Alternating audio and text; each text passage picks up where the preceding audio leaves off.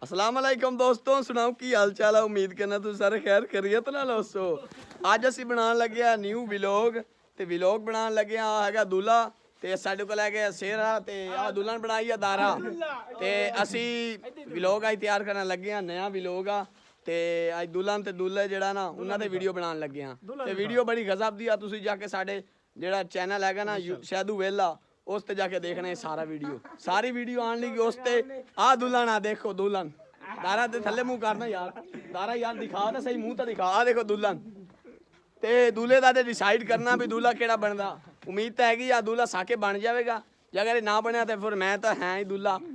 ते एक आ मुंडा हैगा अली ये फिलहाल जेड़ा ना इन्हें रोना रूना इनू रोने वास्ते रखिया ते एक आ हैगा इस ना दुल्हन दा वालिद बनना ये दुल्हन दा वालिद बनना वाला ते बाकी वीडियो बनाने लगे हैं ते मगरब टाइम वीडियो चढ़ जाने तुसी सारे जाके देखनी है। ठीक है ओके अल्लाह हाफिज।